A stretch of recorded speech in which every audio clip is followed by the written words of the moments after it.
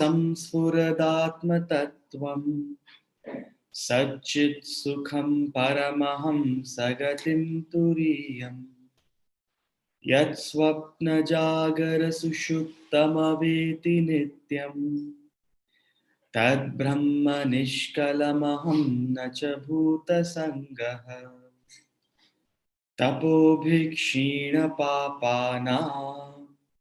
शान्तानां वीतरागिणां मुमुक्षूणामपेक्षोऽयम् आत्मबोधो विधीयते बोधोऽन्यसाधनेभ्यो हि साक्षान्मोक्षैकसाधनम् पाकस्य वह्निवज्ञानं विना मोक्षो न सिद्ध्यति।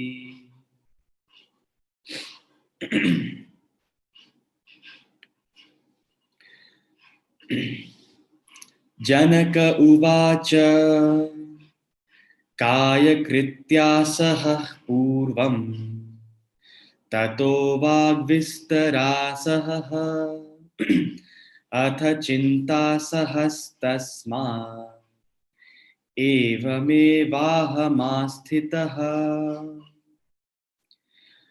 प्रीत्यभावेन शब्दादेः अदृश्यत्वेन चात्मनः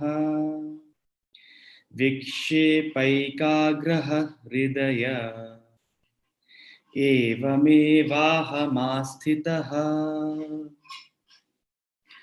समाध्यासाधिविक्षिप्तैः व्यवहारः समाधये एवं विलोक्य नियमम् एवमेवाहमास्थितः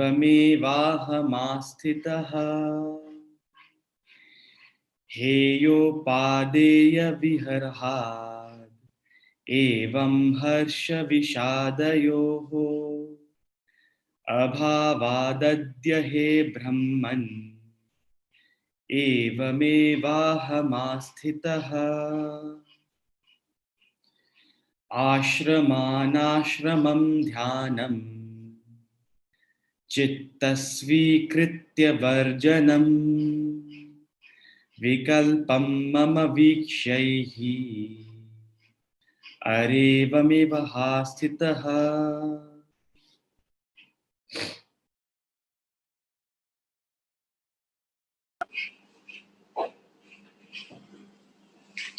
हरिओम। अध्याय नंबर 12 के श्लोक नंबर 1 से शुरू करना था हमने, लेकिन एक मिस्टेक हो गई हमसे कि 11वें अध्याय का चौथा श्लोक निकल गया हाथ से। तो कई स्टूडेंट्स ने, 4-5 स्टूडेंट्स ने एसएमएस किया, व्हाट्सएप किया कि सर आपने 11वें अध्याय का चौथा श्लोक एनालाइज नहीं किया। सो मुझे दुख भी लगा और अच्छा भी लगा। दुख इस बात का लगा कि मुझसे मिस कैसे हो गया, और अच्छा इस बात का लगा कि people are serious, they are not casually taking this classes, वो नोट्स बना रहे हैं।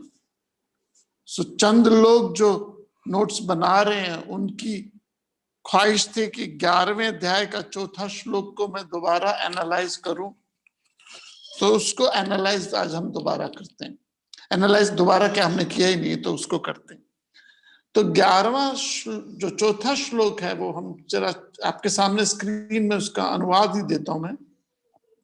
I am just giving it's translation. Sanskrit श्लोक नहीं पढ़ रहे हम, सिर्फ हिंदी और इंग्लिश ट्रांसलेशन दे रहा हूं। सुख दुख जन्म मृत्यु, श्लोक नंबर 4 चैप्टर नंबर 11 है जी। सुख दुख जन्म मृत्यु प्रारब्धवश है। It's according to your destiny. Pleasure pain death, birth and death due to your previous action, जिसे किस्मत कह दो, प्रारब्ध कह दो, संसार कह दो, जो नाम दे दीजिए। One who knows it with the definiteness acts without desire. He acts playfully. Now, ये इंटरेस्टिंग शब्द है। जो ऐसा निश्चित रूप में जो जानने वाला, फल की इच्छा ना रखने वाला, सरलता से कर्म करने वाला, मुझ में लिप्त नहीं होता, इसमें लिप्त नहीं होता। नाउ व्हाट इज इंपॉर्टेंट, यहां पे 4 शब्द है, इस श्लोक में 4 शब्द इंपॉर्टेंट है। अध्याय नंबर 11 श्लोक नंबर 4। पहला, जो भी आपको मिलता है वो आपके अपने प्रारब्ध के कारण मिलता है, according to your own karmas. वो whatever I am now, जो भी मैं आज हूं, it is the effect of my past action. Past का मतलब ये नहीं है कि पिछले जन्म का, प्लीज। पास्ट का मतलब है यदि अभी 7:05 हुए हैं तो 7:04 भी मेरा पिछला कर्म है। यदि आज से अभी से 1 मिनट पहले मैंने मिर्ची खाई हो, 1 मिनट पहले मैंने मिर्ची पूरी खा ली हो और मेरा मुंह जल रहा है, तो ये मेरे पिछले कर्मों का फल है। समझे जरा क्या कह रहा हूं। यदि मैंने 1 मिनट पहले भी मिर्ची खाई और आज मेरा मुंह जल रहा है, तो ये मेरे पिछले कर्मों का फल है। पिछले कर्मों का फल का मतलब क्या है? इसका मतलब है मैंने 2 सेकंड पहले भी किया, वो भी मेरा प्रारब्ध है। प्रारब्ध के कई मतलब निकाले जाते हैं। एक तो प्रारब्ध वासना, जहां चॉइस नहीं है। एक है प्रारब्ध जो आपकी डेस्टिनी है, और आपकी डेस्टिनी क्या है? पिछले कर्मों का फल। पिछले कर्मों का फल का मतलब ये नहीं है सिर्फ पिछले जन्मों का, 1 सेकंड पहले जो भी आपने किया है वो आपका पिछला कर्म होगा। और अभी जो मैं कर रहा हूं वो वर्तमान कर्म है, और वर्तमान कर्म बड़ी जल्दी पिछला कर्म बन जाता है। वर्तमान कर्म बड़ी जल्दी पिछला कर्म बन जाता है। और 2 सेकंड बाद क्या है, 2 मिनट बाद क्या है, 2 घंटे बाद क्या है, उसको हम पुरुषार्थ कहते हैं। वो हमारा पुरुषार्थ है। तो हम सबकी लाइफ में जो भी वर्तमान में आपको मिला है वो आपके पास्ट के कर्मों का परिणाम है। ये निश्चय पूर्वक जान लीजिए, इसको कंफ्यूज मत हुई आप। ये जो भी आज आपके पास हो रहा है, मिल रहा है, जैसा हो रहा है आपकी जिंदगी में, यू डिजर्व इट। जो भी आपको मिल रहा है you deserve it. Jolly well understand this. नहीं मेरी तो ये है वो है, यू डिजर्व इट, पीरियड। यदि मेरा पेट दर्द हो रहा है, यू डिजर्व इट। यदि आप दुखी हो, यू डिजर्व इट। यदि आप दुखी हो, I am sorry but you deserve it. यदि आप खुश हो, यू डिजर्व इट। सो प्रारब्ध जो है वो आपको वर्तमान देता है। इस बात पे निश्चय कर लो, इस बात पे पूरी तरह से अपने मन को बसा लो। डोंट गेट कंफ्यूज है। अध्याय नंबर 11 श्लोक नंबर 4 कहता है, अध्याय नंबर 11 श्लोक नंबर 4 कहता है, जो हम कर रहे हैं इसको मैं दोबारा पढ़ लेता हूं, आपके सामने आता है।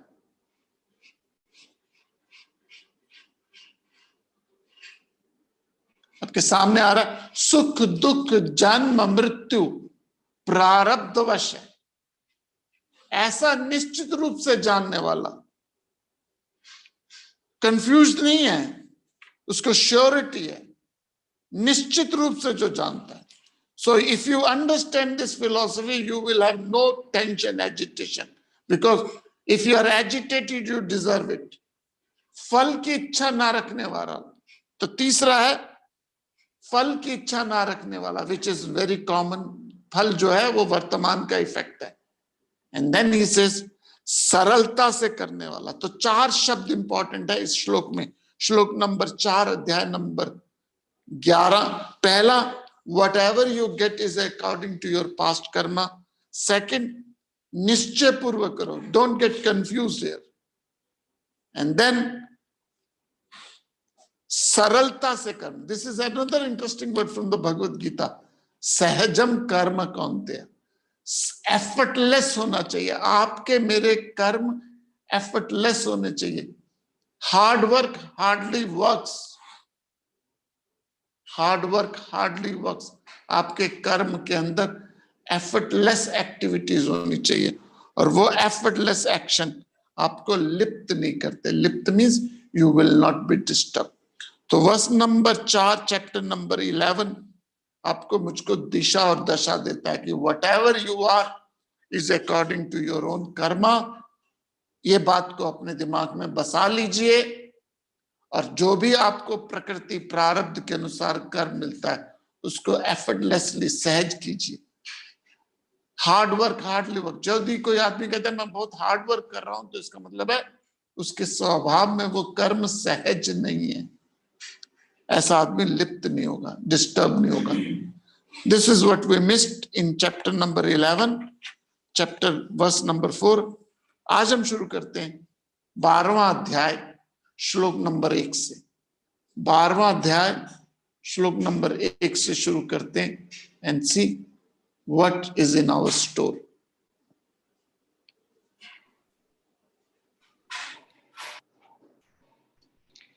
जनक उवाच कायकृत्या सह पूर्वं ततो वाग्विस्तरासः अथ चिन्ता सहस्तस्मात् एवमेवाहमास्थितः। जनक उवाच कायकृत्या सह पूर्वं ततो वाग्विस्तरासः अथ चिन्ता सहस्तस्मात् एवमेवाहमास्थितः।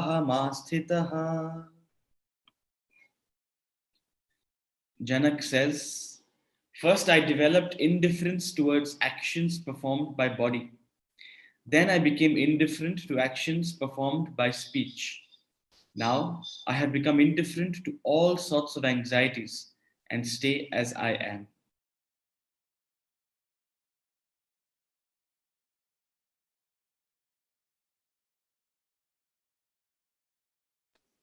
अब जनक प्रवचन दे रहे हैं, बीच बीच में अष्टवक्र भी आते हैं। जनक और अष्टवक्र के बीच में संवाद है।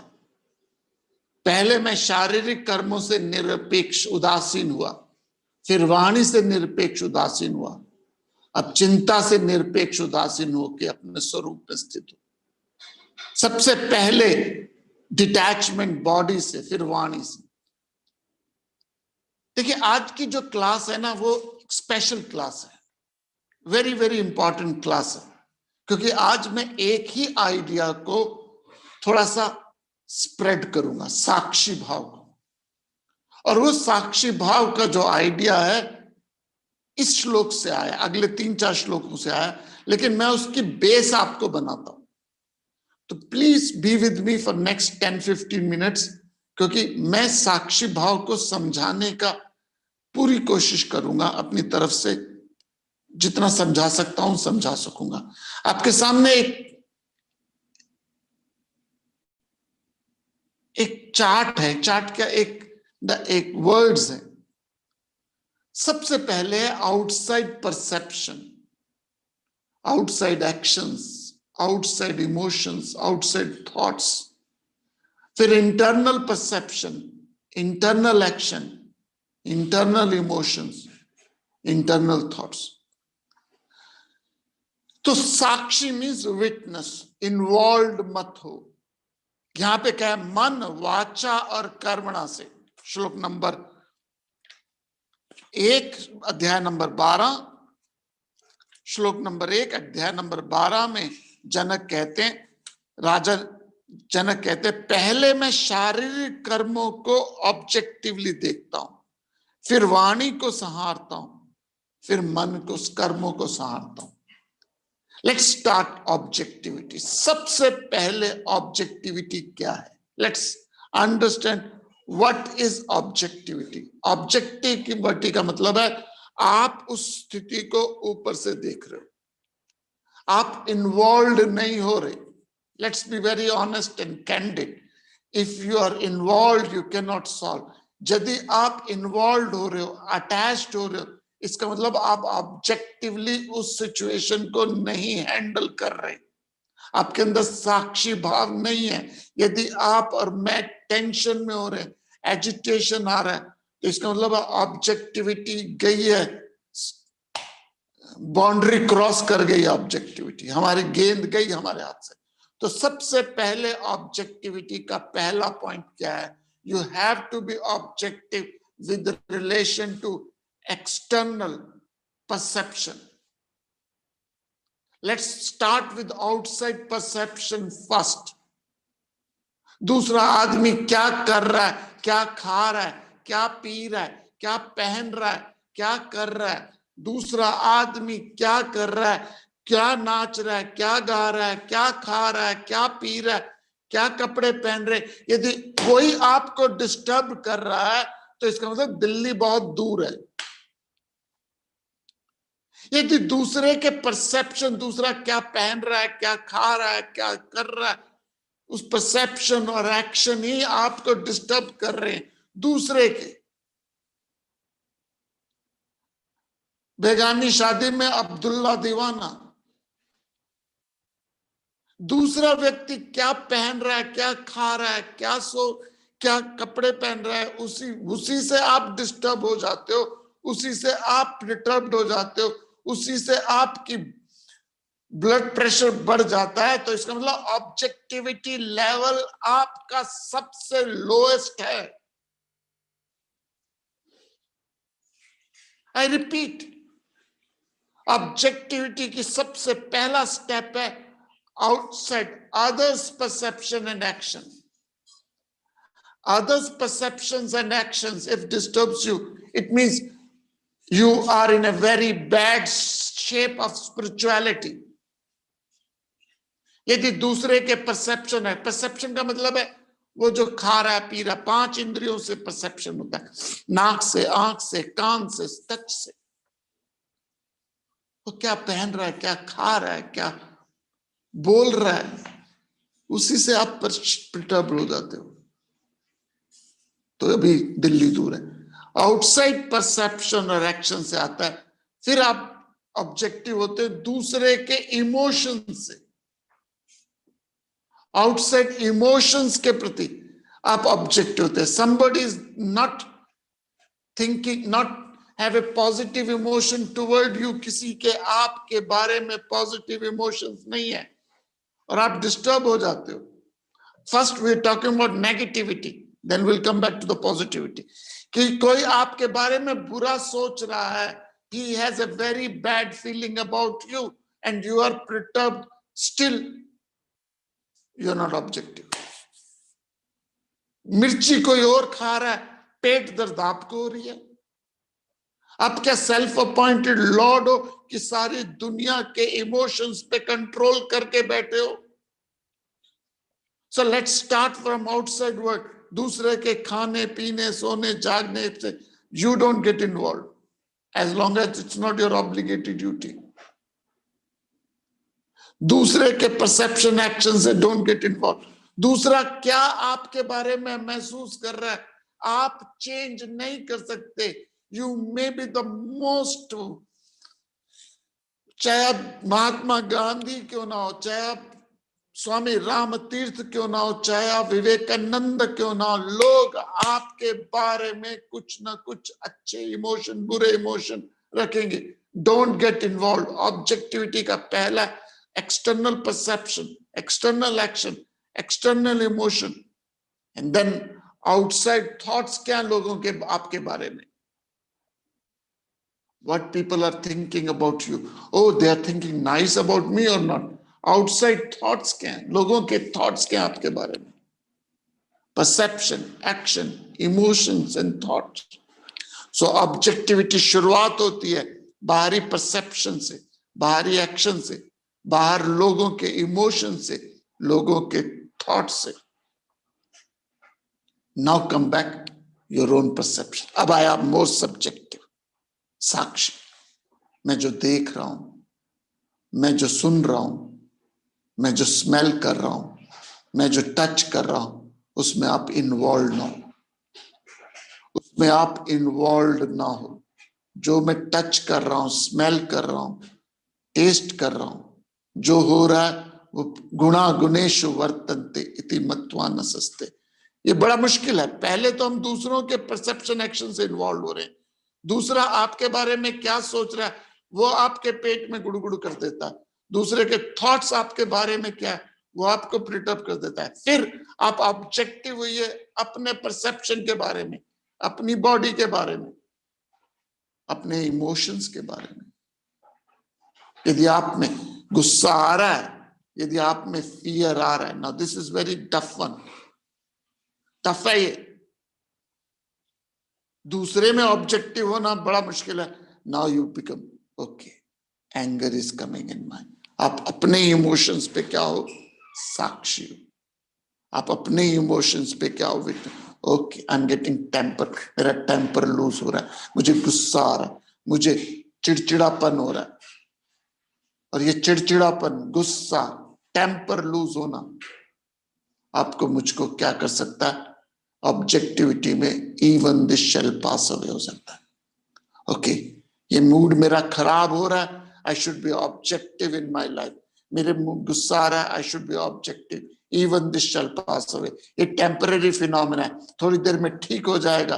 When you are objective with relation to your emotion, it's one of the greatest achievement. Mount Everest पे अचीव करना भी उतनी बड़ी अचीवमेंट नहीं है। माउंट एवरेस्ट को कॉन्कर करना भी उतनी बड़ी अचीवमेंट नहीं है जितना अपने इमोशंस और अपने थॉट्स को ऑब्जेक्टिवली देखना, उसको कॉन्कर करना। क्योंकि हम दूसरे के इमोशंस में इन्वॉल्व हो जाते हैं। चलो खुदा ना खास्ता आप अपनी बुद्धि के ज्ञान से दूसरों के प्रॉब्लम में इन्वॉल्व नहीं हो रहे, दूसरों की समस्याओं में इन्वॉल्व नहीं हो रहे, दूसरों के पंगों में नहीं फंस रहे, दूसरों के प्रॉब्लम्स में इन्वॉल्व नहीं हो रहे, साक्षी हो रहे। लेकिन अपने थॉट से, अपने इमोशन से क्या हो जाते हैं, हम इन्वॉल्व हो जाते हैं। अपने इमोशन से हम catapult, and you don't even think that you need to be objective. गुस्सा आ रहा है, क्यों आ रहा है, प्रारब्ध है। एजिटेशन हो रही है मेरे अंदर, क्यों हो रही है, बिकॉज कुछ किया है। I give you reason, suddenly you feel happy or unhappy. Suddenly, without reason or rhyme, somebody feel happy or unhappy. Why do you feel unhappy or unhappy? साक्षी व्यक्ति कहेगा ओके, ये मेरे पास्ट के पुण्यों का असर है। If I'm happy without any reason or rhyme, you are objective. This is the karmas, past के पुण्यों का इफेक्ट है। विदाउट रीजन और राइम, बिना किसी कारण और रीजन के आप दुखी हो रहे हो। Everything is going fine in your life, financial सब ठीक चल रहा है, बॉडी लेवल में ठीक चल रहा है, परिवार में सब ठीक चल रहा है, कोई बुरी खबर नहीं आई, and still you feel low in your life. सब कुछ बढ़िया चलने के बाद भी you still feel low in your life, means it's your पाप के रिजल्ट है। पाप पुण्य का रिजल्ट है, मीन्स पास्ट कर्म का रिजल्ट है। So you being objective, okay, it's coming. So let's start with the external perception and action. दूसरा क्या खा रहा है, पी रहा है, कर रहा है, कर्म कर रहा है, दूसरा आपके बारे में क्या सोच रहा है, या दूसरा किसी और के बारे में क्या सोच रहा है। बेगानी शादी में अब्दुल्ला दीवाना, you cannot control anybody's emotion, please. You should not control anybody's emotion. You cannot control anybody's emotion. You cannot control anybody's emotion. You will not able to control anybody's emotion. You are not supposed to control anybody's emotion. और हम सारी दुनिया के emotions को ठीक करने के self appointed Lord बने। सो ऑब्जेक्टिव हो जाओ दूसरे के परसेप्शन से, ऑब्जेक्टिव हो जाओ दूसरे के एक्शन से। So let's start with outside emotions, outside action. ये चार्ट आपके सामने है। आउटसाइड परसेप्शन से ऑब्जेक्टिव हो, आउटसाइड एक्शन से ऑब्जेक्टिव हो, दूसरों के इमोशन से ऑब्जेक्टिव हो, दूसरों के थॉट से आप ऑब्जेक्टिव हो। अब अंदर आइए, अपने पर्सनल परसेप्शन, एक्शन और इमोशन से आप ऑब्जेक्टिव हो, एंड देन पूरी सृष्टि से आप ऑब्जेक्टिव हो। होता है तमाशा सब शाम मेरे आगे। गालिब कहता है बागीचा है गुल दुनिया मेरे आगे, होता है तमाशा सब शाम मेरे आगे। तो जिसके अंदर ये ऑब्जेक्टिविटी है, साक्षी भाव है, वहां कहते हैं I stay as I am. श्लोक कहता है एव मेवा हम स्थिता। यदि आप श्लोक देखें, श्लोक नंबर 1 अध्याय नंबर 12, जनक कहते हैं एव मेवा हमम स्थितम। लगातार 4 श्लोकों में यही आया। 12 के पहले में एव मेवा हम स्थितम, 12 के दूसरे में एव मेवा हम स्थितम, 13 में एव मेवा स्थितम, 14 में एव मेवा हम स्थितम। मीनिंग जो हो रहा है उसको साक्षी होके देखो। I stay as I am. जो हो रहा है उसमें आप साक्षी भाव होके देखो। जो हो रहा है उसको आप विटनेस करके देखो। मन वाचा कर्मणा। तो हिस्से भगवत 12वां अध्याय का पहला श्लोक कहता है पहले शारीरिक कर्मों को रिस्ट्रेन करो, ऑब्जेक्टिव बनो। Start with external activities. Thought को रिस्ट्रेन करना बहुत लंबी दौड़ है जी। थॉट पे ऑब्जेक्टिव होना बहुत लंबी रेस है ये। अपने इमोशंस पे ऑब्जेक्टिव होना बहुत लंबी रेस है, बहुत लंबी दौड़ है। लेकिन सबसे पहले दूसरों के एक्शन जो हो रहे हैं, दूसरा जो कर्म कर रहा है उसको साक्षी भाव से देखो। दूसरा आपके बारे में, मेरे बारे में क्या सोच रहा है उसके इन्वॉल्व मत हो। दूसरा क्या सोच रहा है आपके बारे में, महसूस कर रहा है, उसमें इन्वॉल्व लो। उसके बाद अपने परसेप्शन, एक्शन, इमोशंस, थॉट पे इन्वॉल्व लो। आगे क्या कहता है श्लोक नंबर 2 अध्याय नंबर 12 चैप्टर नंबर 12 वर्स नंबर 2।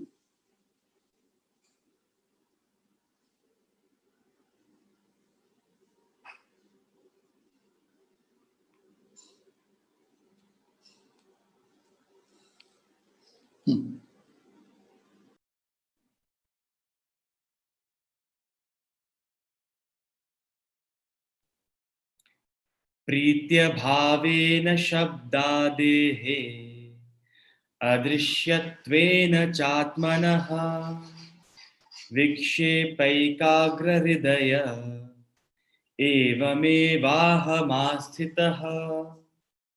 प्रीत्य भावेन शब्दादेः अदृश्यत्वेन चात्मनः विक्षेपैकाग्रहृदय एवमेवाहमास्थितः।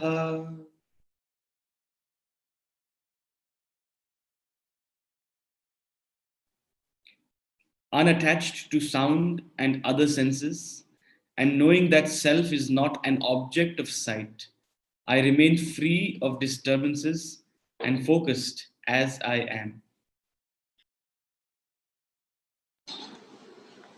जनक कहते हैं शब्द आदि विषयों से आसक्ति को रहित होकर। ऑब्जेक्टिविटी की बात चल रही है तो पहली ऑब्जेक्टिविटी एक्सटर्नल है, फिर वाणी की ऑब्जेक्टिविटी। शब्द आदि विषयों में आसक्ति रहित होकर आत्मा की दृष्टि का विषय ना होने के कारण मैं निश्चल और एकाग्र हृदय में अपने स्वरूप में स्थित हूं। बात क्या कह रहे हैं यहाँ पे जनक? ऑब्जेक्टिविटी की बात चल रही है। तो पहली स्थिति में दूसरे के अनुभवों में आप ऑब्जेक्टिव हो। अब इस श्लोक में उन्होंने कहा अपने अनुभव से आप ऑब्जेक्टिव हो। शब्द आदि क्यों? क्योंकि आत्मा का इससे कोई लेना देना नहीं है। Now this is the highest philosophy from the point of view of a Brahmin, from the point of view of Atman, nothing matters. Nothing matters. From the point of view of the waker mind, dream में nuclear bomb भी फट जाए, dream में nuclear bomb भी फट जाए, पूरी प्रलय हो जाए ड्रीम में, पूरी सृष्टि डिजॉल्व खत्म हो जाए, न्यूक्लियर बम पूरे इंडिया को भी बर्बाद कर दे ड्रीम में, इवन देन जागृत के मन का बाल भी बांका नहीं होगा। जागृत का मन सपने में भयंकर आग लग गई हो, फिर भी जागृत जिस बिस्तरे पे सो रहा है वो बिस्तरा जलेगा नहीं। सपने में चाहे कितना मर्जी भूकंप आ जाए, रेक्टिक स्केल 8 स्केल में भूकंप आ गया सपने में, लेकिन जागृत का बिस्तर सिमटा रहेगा। संसार में भयंकर से भयंकर प्रलय आ जाए, संसार में भयंकर से भयंकर दुख आ जाए, संसार में भयंकर से भयंकर कैटास्ट्रोफी आ जाए, संसार में भयंकर से भयंकर जलजला आ जाए, लेकिन आत्मा का बाल भी बांका नहीं होगा। Listen it carefully. संसार का भयंकर से भयंकर सुख आ जाए, okay let's go back to positivity. सपने के भयंकर से भयंकर सुख का भी जागृत में कोई लेना देना नहीं। हम हर 2 साल में कोई ट्रिप लेके जाते हैं, अब तो कोरोना के कारण मिस हो गया, नहीं तो रशिया का प्लान था हमारा जून का, मे बी नेक्स्ट ईयर जून आने वाला जो हम रशिया का प्लान करें इफ ऑल गोज वेल। तो हम यूरोप में स्कैंडिनेवियन कंट्री में एक बार गए, स्कैंडिनेवियन कंट्री में हम गए और उस कंट्रीज में एक शहर है नॉर्वे का ओस्लो। ओस्लो शहर में हम गए और ओस्लो पहले हम घूम रहे थे, ओस्लो घूम रहे थे, तो ओस्लो में एक जगह हमें हमारा जो गाइड है रख देता और उस गाइड हम शॉपिंग करनी जो करनी है, और वहां एक टाउन हॉल था, टाउन हॉल में हम जाके अपने आप को, किसी को वॉशरूम जाना है बाथरूम जाना है तो वो टाउन हॉल सेंटर में था, वहां चले जाते थे। तो somehow it is happening कि हम पिछले 3 दिन से वो टाउन हॉल में हमें छोड़ देता और हम घूमते रहते, और आखिरी दिन उसने ओस्लो शहर के बारे में बताना था somehow, और ओस्लो शहर में वो हमें उसी टाउन हॉल में ले गया जहां पिछले 3 दिन से हम जा रहे थे। किस लिए जा रहे थे? I don't have to explain to you, I don't have to tell you what purpose. Washroom वही था और अच्छे वॉशरूम था। और उसने जब हमें बताया कि इस टाउन हॉल के हॉल में जहां हम गए हैं वहां पे नोबल अवार्ड पीस मिलता है, पीस नोबल पीस अवार्ड मिलता है। हमने कहा यहां मिलता है नोबल पीस अवार्ड, इस जगह देते हैं। And if you see that hall, it's शायद किसी मोहल्ले के कम्युनिटी हॉल जैसा, कोई मोहल्ले का कम्युनिटी हॉल जैसा होगा, हमारे बैंक्वेट हॉल उससे ज्यादा अच्छे होते। Now what I am trying to build up is, suppose आपको सपने में नोबल अवार्ड मिल रहा है, आपका नाम लिया जाता है। मैं थोड़ा सा साइड ट्रैक हो रहा हूं, थोड़ा सा साइड ट्रैक कर रहा हूं आपको। एक बहुत बड़े स्वामी हैं भारत के, बहुत बड़े स्वामी, नाम नहीं लूंगा, यदि ऋषिकेश कभी आओ तो नाम बता दूंगा उनका। और ओस्लो में इंडियन कम्युनिटी बहुत कम है, ज्यादा नहीं है, but that Swami visit at least thrice a year to Oslo, और इंडियन कम्युनिटी और सब कम्युनिटियों के साथ वो नेटवर्किंग बना रहे हैं बहुत सालों से, at least from last 10 years, every year 3 or 4 time ही गोज टू ओस्लो। और ओस्लो के, क्योंकि जो नोबल अवार्ड मिलता है वो नोबल कमेटी है। ओस्लो में अलग अलग कम्युनिटीज हैं, religious communities, social communities, intellectual communities, groups हैं, और उन ग्रुप्स का डिसीजन होता है कि किसको नोबल अवार्ड पीस का। देखिए यदि आप देखिए नोबल अवार्ड साइंस का, लिटरेचर का स्टॉकहोम में मिलता है, नोबल अवार्ड स्टॉकहोम में ज्यादा मिलता है, स्वीडन में, लेकिन पीस अवार्ड ओस्लो में मिलता है। और ओस्लो का पीस अवार्ड का सिस्टम क्या है, ओस्लो में एटलीस्ट 15-20 ग्रुप्स हैं, कमेटीज हैं, religious community, social, intellectual, university की कमेटी, और ये सब कमेटीज अपना नाम रिकमेंड करते हैं, एक नाम रिकमेंड करते हैं, फिर उस पर चर्चा होती है, फिर कमेटी, एक हायर कमेटी है जो डिसाइड करती है। सो इमेजिन कीजिए 20 कम्युनिटी है, एक हिंदू टेंपल कम्युनिटी भी है, एक हिंदू टेंपल कम्युनिटी भी है, वहां पे अलग अलग कम्युनिटी है। तो ये जो स्वामी है बड़े प्रसिद्ध है, नाम में मेरा मन कर रहा नाम लेने का, but I can't take the name. वो साल में 3-4 बार ओस्लो जाते हैं, हर कम्युनिटी से नेटवर्क कर रहे हैं, किस लिए कि somehow I should get Nobel Peace Award, somehow I should get Nobel Peace Award। सपने में नोबेल पीस अवार्ड मिलने के बावजूद भी जागृत को कुछ नहीं होता, इसका मतलब वो स्वामी अभी संसार में पूरी तरह से फंसे हुए। बात निर्वाण की कर रहे हैं, बात मोक्ष की कर रहे हैं, और फंसे किस पे हुए कि somehow मुझे नोबेल अवार्ड मिल जाए। तो साक्षी कौन है? साक्षी कौन है? साक्षी वो है जो हो रहा है उसको विटनेस की तरह, ऑब्जर्वर की तरह। तो दूसरे के परसेप्शन एक्शन में ऑब्जेक्टिव हो, दूसरे के अब अपने ऑब्जेक्टिव हो, और वो तभी संभव है when you sit in the balcony of your own self। That is only possible when you sit in the balcony of yourself। From the balcony of yourself, you see the procession of perception, action, emotions, and thoughts। From the balcony of yourself, you see the parades, procession of perception, action, emotion, thought। अर्थात अपने आत्मा की balcony में खड़े होके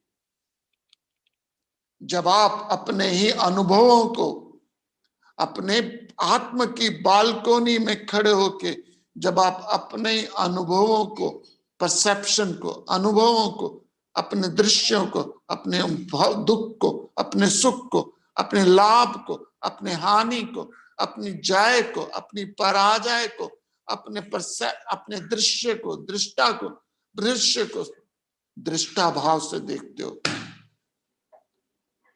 then we have achieved something worthwhile in the life। If you are involved in your perception, action, thought। हम तो दूसरों के perception में फंसे हुए हैं, बेगानी शादी में, I am repeating again and again, but बेगानी शादी में अब्दुल्ला दीवाना। सो दृष्टा रूप से देखो।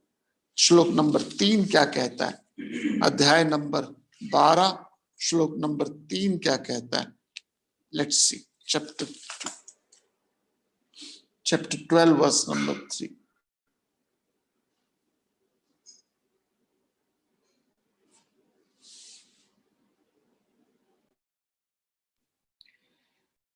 समाध्यासाधिविक्षिप्तौ व्यवहारः समाधये एवं विलोक्य नियमम् एवमेवाहमास्थितः।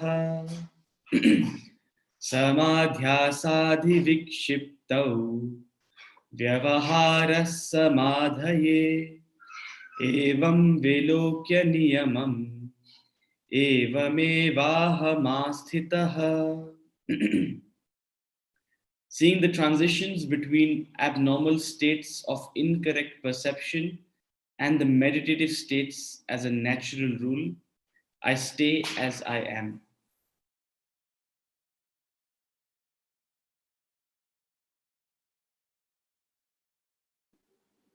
जनक कहते हैं अध्यास, असत्य ज्ञान आदि असामान्य स्थिति और समाधि को एक नियम के समान देखते हुए मैं अपने स्वरूप में स्थित होता हूं। He says, seeing the transition between abnormal state and incorrect perception and the meditative, I stay as I am। तो आपके सामने worst of the worst incident हो रहा हो,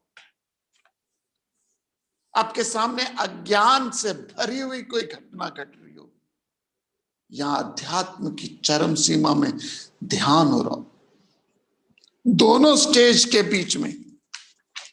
तो इसका अनुवाद दोबारा पढ़ता हूं। 12वां श्लोक।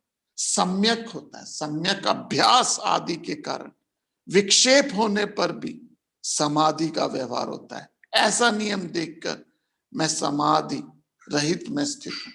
Now what he's trying to say, आपके सामने बेस्ट ऑफ द बेस्ट चीज आए। समाधि, मेडिटेशन सबसे श्रेष्ठतम चीजों में से एक है। समाधि सबसे श्रेष्ठतम चीजों में से एक है। और सेल्फ रियलाइजेशन में समाधि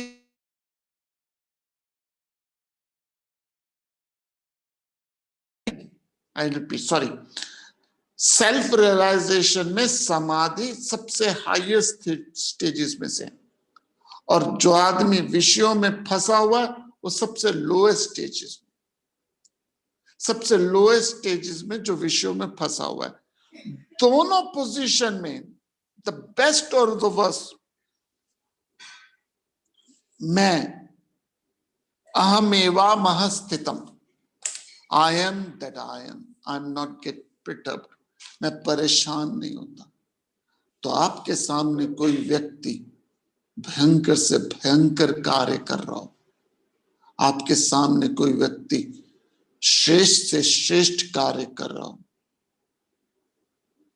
मैं एग्जाम्पल नहीं देना चाहता, लेकिन भयंकर से भयंकर घटना जो भी आपने सुनी हो लाइफ में, भयंकर से भयंकर घटना आपने लाइफ में कोई भी सुनी हो, और श्रेष्ठ से श्रेष्ठ अनुभव संसार का आपने जो भी सुना हो, ब्रह्मज्ञानी व्यक्ति दोनों में स्थित रहता है, प्रटब नहीं होता, शांत रहता है। आई am that I M. Moses जब पहुंचा माउंट सेनाई में, एक लाइट आई और उस लाइट ने लॉज ऑफ लाइफ दिए, और मोसेस ने पूछा कि लोग मुझसे पूछेंगे कि आप हो कौन, तो उस लाइट ने कहा आई एम दैट आई एम, मैं हूं। तो वर्स्ट आपकी लाइफ में हो, सो ऑब्जेक्टिविटी क्या है? ऑब्जेक्टिविटी है कि आपकी मेरी लाइफ में बेस्ट हो या वर्स्ट हो, आपकी मेरी लाइफ में कुछ भी हो, मैं उससे परेशान नहीं होने वाला। किसी भी संसार के perception, action, emotions and thoughts में इतनी हिम्मत नहीं है, दुनिया के किसी भी आदमी में, किसी भी व्यक्ति में, किसी भी अनुभव में, किसी भी संस्थान में, किसी भी इंडिविजुअल में इतनी हिम्मत नहीं है कि मेरा बीपी बढ़ाए। किसी में इतनी जरूरत नहीं होनी चाहिए कि मेरा बीपी बढ़ाए, और वो तभी संभव है जब आप साक्षी भाव ले लो। तो दूसरे के परसेप्शन, एक्शन में साक्षी, दूसरे के इमोशंस में साक्षी, दूसरा क्या सोच रहा है आपके बारे, दूसरा क्या कह रहा है, दूसरा क्या बोल रहा है, दूसरा क्या देख रहा है, दूसरा क्या महसूस कर रहा है, दूसरा क्या सोच रहा है, उसके प्रति आप साक्षी हो। खुद अपने परसेप्शन पे आप क्या देख रहे हो, सुन रहे हो, उस पे भी आप ऑब्जेक्टिव हो। I explain with the last example, सपने का न्यूक्लियर बम भी, सपने में प्रलय भी जागृत को परेशान नहीं करेगी। सपने का नोबल अवार्ड भी, सपने में आपको नोबल अवार्ड मिल जाए, जागृत में आप लोगों को नहीं कहते फिरोगे यार आज ते मैंने नोबल अवार्ड मिला। कहां मिला? सपने में। तो सपने के बेस्ट और सपने के वर्स्ट में आप साक्षी हो जागने के बाद। सिमिलरली इस संसार में के बेस्ट और संसार के वर्स्ट से वर्स्ट सिचुएशन में ब्रह्म ज्ञानी साक्षी है, विटनेस है, ऑब्जेक्टिव है। सोचिएगा इस बात पे। हरिओम तत्सत। ओम ओम पूर्णमदा पूर्णमिदं पूर्णात् पूर्णमुदच्यते पूर्णस्य पूर्णमादाय पूर्णमेवावशिष्यते। ओम शांति शांति शांति।